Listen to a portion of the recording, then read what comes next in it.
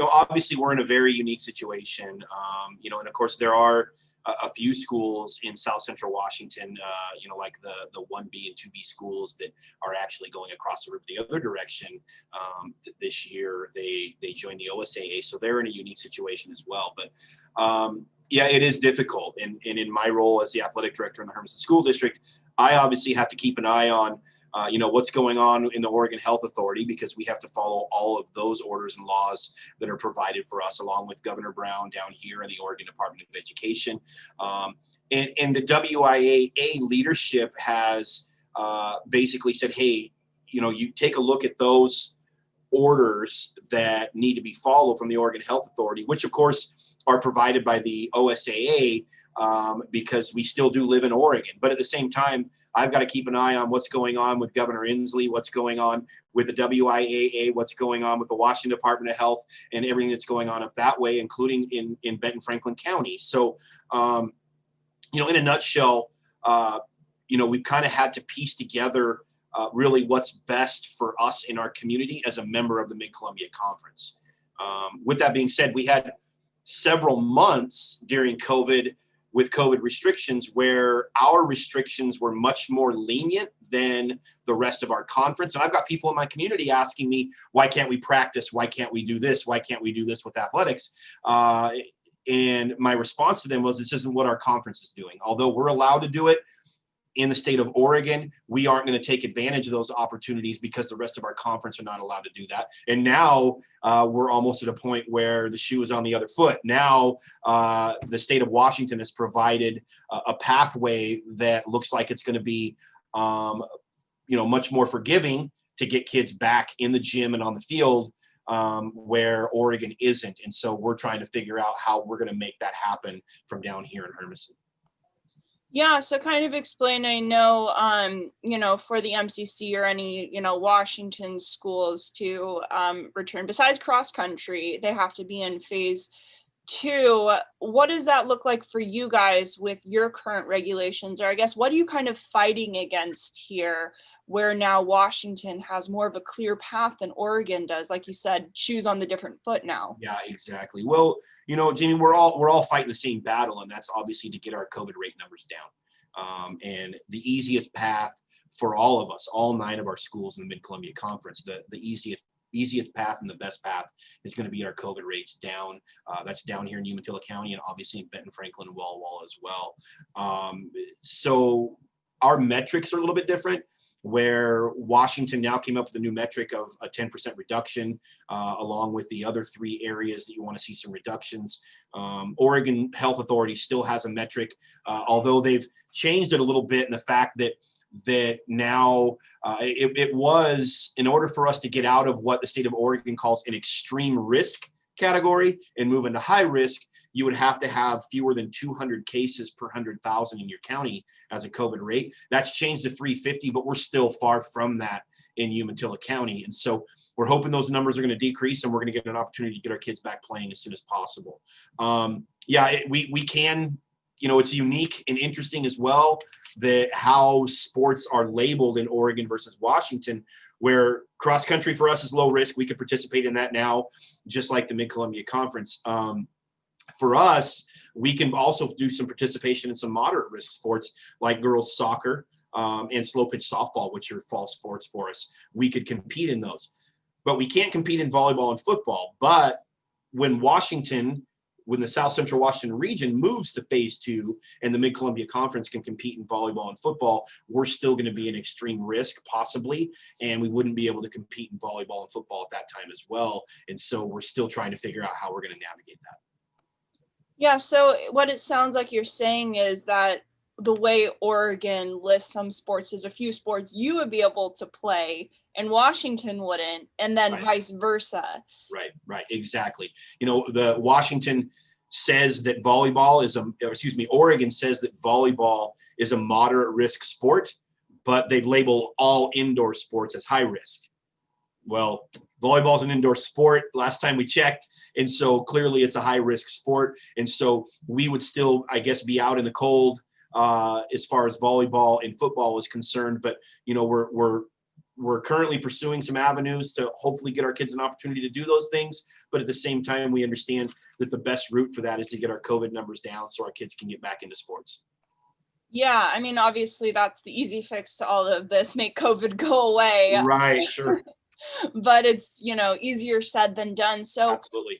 what does that road look like for you guys? I mean, is Oregon going to maybe deviate? Like you said, you're allowed to participate in stuff that Washington isn't, or Washington might be able to participate in something Oregon doesn't. Are there certain sports that might pursue other avenues than the MCC to compete or make a different season? Or what, I guess, what ideas are being floated around? No, those are all good questions. And at this point, we haven't entertained any ideas yet of looking to do something other than the MCC for any of our sports. I can tell you, I think today actually marks 1 year that COVID was first confirmed, right? And that was in the state of Washington. But one thing is held true for this entire year that we've been working in this situation is that our conference has really remained loyal to one another. It's a great group of athletic directors and district administrators. And, just as we have made the commitment that we are going to follow all the regulations that are needed in Washington and Oregon, at the same time, they have done everything they can to do what's best for Hermiston because we're part of that conference. And, we may have a few of those hurdles to cross here soon as far as traveling across state lines to participate in athletics. And so we have a couple of hurdles to come across there as well that we've got to get over. But all the while, really our focus still remains on our conference and what we can do to make sure that all of our athletics takes place within that conference. Yeah, and then speaking with you being a part of the MCC, the WIAA just released, I guess just seasons 2 and 3, but individual conferences can deviate. How does the MCC kind of take into account what the WIAA did versus what you guys were planning to do? It kind of sounds like moving those indoor sports later would benefit, Oregon as well as the MCC and Washington in general. Is that kind of your guys' thinking? Yeah, absolutely. I think the reason that the WIA went that route is because a lot of conferences had already been having those conversations, right? I really do appreciate, and I know our conference does as well, that the WIA did come out and say, hey, conferences can make decisions that are best for their communities, right? Not everybody's the same. At one point, there were some recommendations about, trying to do some fall sports in January. Well, we know over here on this side of the mountains that we can't run cross country and play softball outside in January. It's going to be difficult enough in February. And so being able to make decisions that are going to be best for your conference, I think was a big deal. And we're very grateful the WIA made that decision. Yes, our conversations have been, have been long. We've had some long meetings and we've met frequently to discuss, what's going to be best. And without question, what's going to be best for our kids in our community, but without question, what can we do to get our kids an opportunity to participate? And that is definitely the number one priority for us, is getting our kids an opportunity to get back involved in athletics and activities. Yeah, absolutely. And I just want to say, like, I know I've seen how hard you guys are working. So me asking these questions of, it makes it seem like, when are they going to be back? No, I get that completely. Yeah. And boy, our kids getting back to athletics and activities, hopefully soon, is going to make your job a little more enjoyable as well, I'm sure. I think it'd make everybody's life more enjoyable, including yours. Yeah, it would. That's the interesting thing as an athletic director is, boy, when our kids get back to sports, I'm going to get back to 16, 17-hour days, sometimes 6 and 7 days a week. But boy, I've never looked forward to that more in my life. Exactly. That's kind of how, I see myself, not putting in way more than 40 hours. Sometimes I am, because I pick up extra things, but it's always surrounded of no sports, and that can be kind of draining. And probably dealing with kids and everything that comes from no sports, no activities, no school too, can be draining when you work with kids, and not draining to the point where, like you don't want to do it, but just it does wear on everybody. It does, and just seeing kids in your building and One thing I've done for years as an athletic director is when I get to, everybody has those days where they're really having a hard day or having a hard time getting by through the day. You don't have energy. When I have those days, one thing I always finish my day off is I go out to a practice. I go out and watch football practice. I go watch a baseball practice, softball, soccer, go watch kids hit tennis balls, whatever it is, because it gives you some energy. It inspires you to get an opportunity to see kids participate in something they love.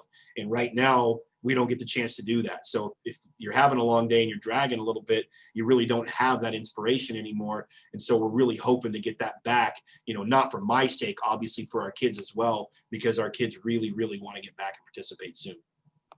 Yeah, that's such a good point. I mean, I feel like the same thing that's kind of like keeps me going in my job is I get to meet so many people and see so many inspiring stories where I see ADs working 17-hour days and I'm, feel drained because of my 12-hour day. It's just like, Right. okay, like I got this, and kind of reminds me why I'm doing things, from my standpoint of things. So I can The world definitely. of K-12 athletics, is obviously interesting, and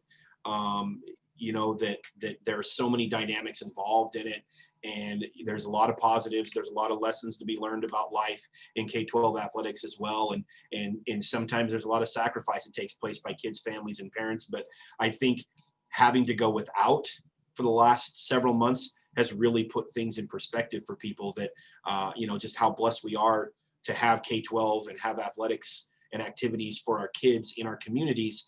Now that we've gone without for so long, we realize just how valuable it really is. Yeah, I would definitely agree with that. And then going back to the MCC, I've been talking with multiple conferences. Mhm. And so that is actually something that's very interesting for me, is that basically the MCC might offer different sports than the Big Nine, than the GSL, where the GSL has already came out and said, okay, we're just starting football March 5th or February 15th. So they're already making their schedule saying, okay, we're not going to be here. And so, I mean, it's a lot of work for me to be like, okay, who's doing what? Not everybody's on the same page. And then that's one of the things where you talk about your individual, where we couldn't play fall sports in January, March, and then saying maybe the West Side with, as much rain as they get, they won't be able to play, the spring sports in the dates given by the WIA, where it might be clearer for us. So, that's really interesting for me. But with the MCC, with what you guys have discussed, I guess, are you kind of lining up with the WIAA right now in what they're deciding? For the most part, yes. And I think a lot of conferences, like I said, have been having those conversations for quite some time about, about like obviously moving winter sports to back in the springtime. The OSAA down here in Oregon made that decision a couple of months ago. They decided to go ahead and move things back. And so, you see a lot of states are doing that, taking those high risk indoor sports and moving them back. But yeah, for the most part, we are aligning. One adjustment we made as far as fall sports is concerned is girls swimming. Our number one priority when it comes time to moving sports around, and one of the most important conversations we've had, not only in our conference, but with the WIAA in general, is keeping traditional seasons. We don't want to be the adults that have to make choices for kids about what sport they get to participate in and which one they don't. If you've been an athlete that participates in football, wrestling, and baseball your entire life, and you start combining those are difficult decisions to be made. We don't want to do that. I think that's probably our contingency plan at the very end if things do continue to get pushed back, which we hope they don't, and we're optimistic that they're not going to. But girls swim is one that, obviously we don't have an opportunity when many of us have outdoor pools to participate in that right now. And so we did make the decision to move girls swim to a winter sport along with boys swim.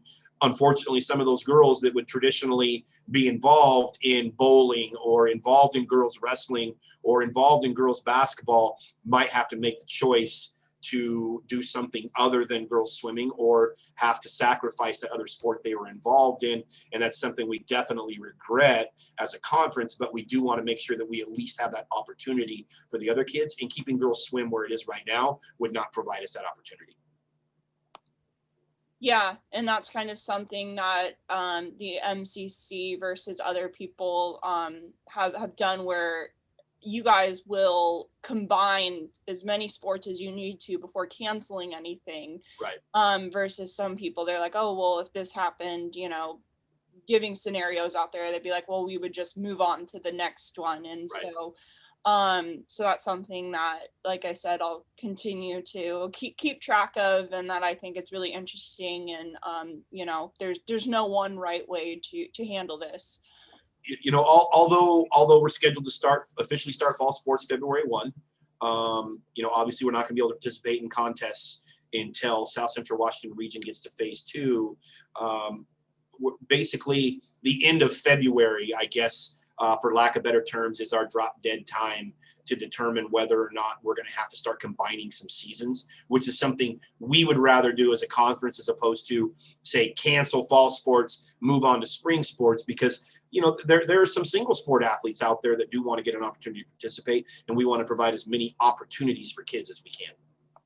Yeah, so can you explain to me kind of the timelines? Because I know I've talked in, broader terms with some ADs in the MCC of, okay, this is, if we're not ready, this date, this date, this date. And then so end of February is the drop dead date before you combine. But leading up to that, I guess one thing that I wasn't sure of is, okay, let's say you can start to go middle to late February.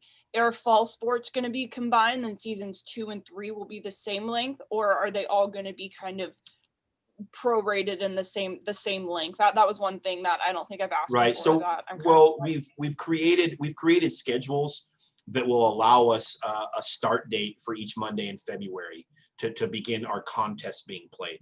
Right. So February 8th, 15th, and 22nd. So we've built schedules that allow us to start during those times. But you're right. If things get moved and we don't get to start until February 15th, for example, is that going to shorten some seasons? It is going to shorten some seasons, but still give everybody an opportunity. And one thing we did take into consideration is we took into consideration spring sports, that middle season, that season 2. They lost their entire year last year, right? So if we needed to cut some weeks out of a season, we would probably look at cutting them out of that season 1 being fall and that season 3 being winter, as opposed to that middle season being spring, because those kids lost out on an entire season last year.